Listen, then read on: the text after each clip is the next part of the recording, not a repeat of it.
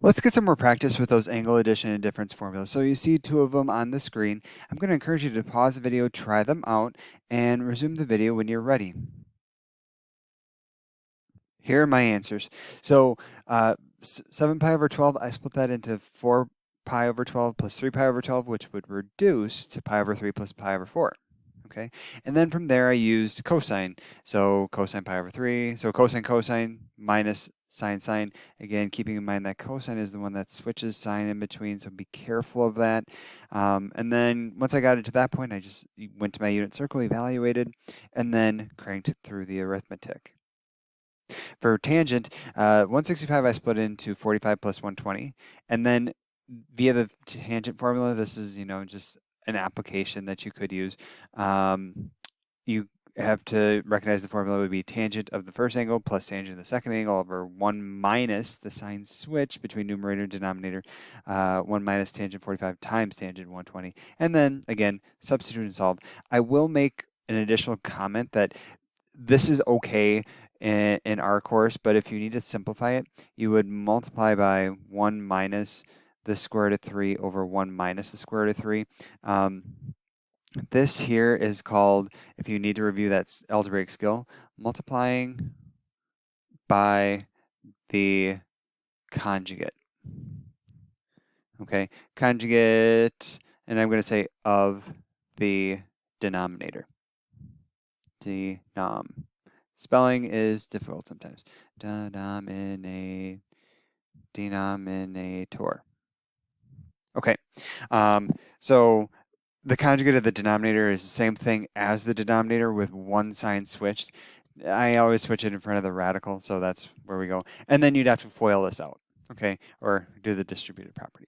Okay, and it would simplify to something kind of lovely. It actually, if you do it correctly, it should simplify down to -1 plus the square root of 3. Okay, so these were just more examples of, viewing a single angle as two angles that are either added or subtracted. Okay.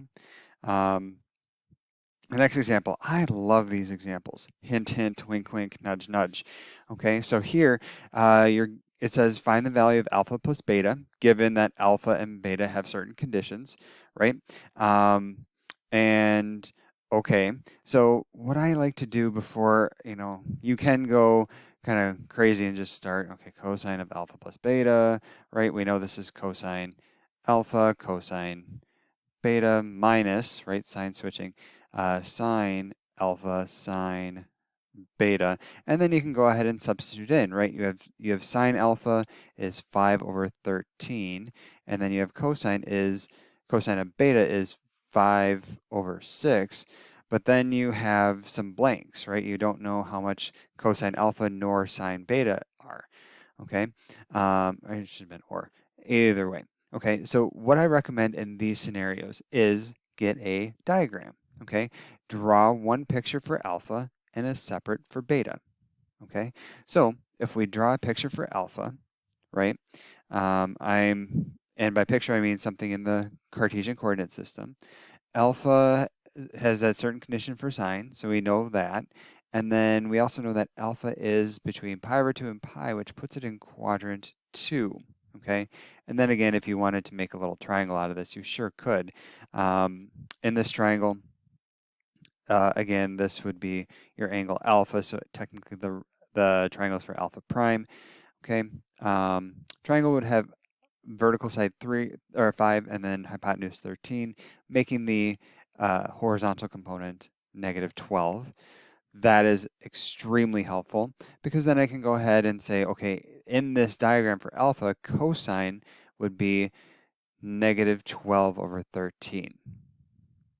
Okay, if I do the same thing for beta, make a diagram for beta, okay, I know, okay, beta is in quadrant 4, so there is beta. And then again, if I make my little triangle, again, the triangle would be for reference angle beta prime.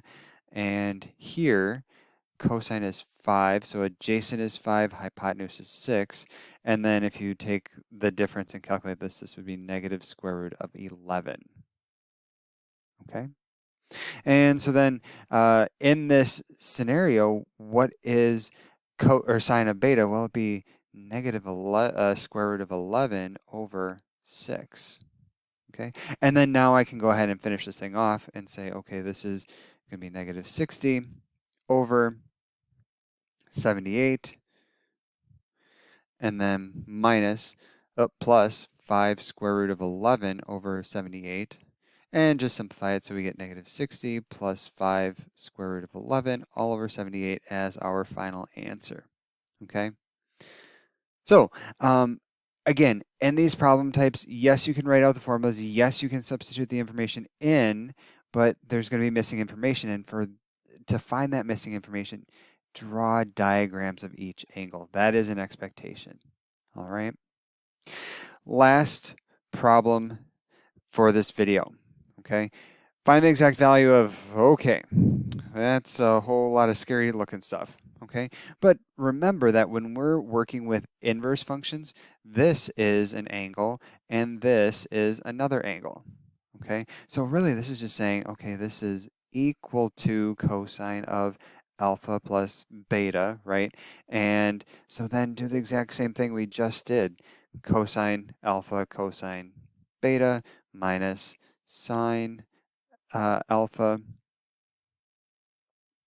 sine beta, oops, no parentheses. And so, yeah, but this time we have like no information. So this is going to be fun. Okay, but again, what did we just do in the last example? We said, okay, each of these are angles, right? So let's make a diagram for alpha and a diagram for beta. Okay, first thing, it might be helpful just for us to think about this a little differently. So we know alpha is sine inverse of negative 12 over 37. And again, via inverse functions, I can move the function to the other side and just say this is really saying sine of alpha is equal to negative 12 over 37. And that's really helpful when I make my diagram for alpha. Okay. Now, the only thing that I want you to be aware of is that when we were given alpha defined as an inverse function. So we have to operate within the restriction for the inverse functions. The restriction for sine is quadrants 1 and 2. Okay, and if sine is negative, that puts it out of these two options in quadrant 4. And so in quadrant 4, I can make my little triangle. This would be my angle alpha, technically alpha prime, but actually, no, it would be alpha. And so vertical side is minus 12, opposite side of alpha, and then the hypotenuse would be 37. You can go ahead and solve for the other side and you get 35. Okay, so that's really helpful. So I can come over here and say, all right, in my triangle for alpha, I can say that, let's see, so you know this is equal to, okay, so cosine of alpha would be 35 over 37, and sine alpha would be negative 12 over 37. Okay, great, great, great. Let's press on. I want to make a diagram for beta, but again, first, beta is defined as arctangent of 5 over 12. And again, via inverse functions, as long as I'm within the restriction, I can say that this is equal to tangent of beta, and that would be then 5 over 12. Okay, make a diagram. Tangent is restricted to quadrants 1 and 4, and within these restrictions, tangent is positive, right? Positive 5 over 12 in quadrant 1. So then the opposite side, this would be beta down here, my acute angle, my acute central angle from the unit so the vertical side would be 5, horizontal side would be 12, and then you can find the hypotenuse is 13. Again, great. The picture is super helpful because then I can say cosine of beta is 12 over 13 and sine is 5 over 13. Okay, and now I can perform the calculations. Oh, except for I forgot the minus sign. Need the minus sign in between. That'd be super helpful. Okay, and if I do this, I get 420 over 481 plus 60 over 481.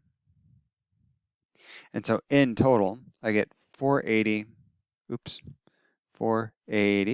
over 481 as my final answer. Okay, so again, the idea from this example is the same as the last example. The only thing is that I had to, instead of being given very specific directed information about alpha and beta, I had to do a little bit more work using our knowledge of inverse functions. So be aware of that. Also, diagrams are super helpful. Please make diagrams. Okay, it'll make your life and my life when I'm grading a lot easier.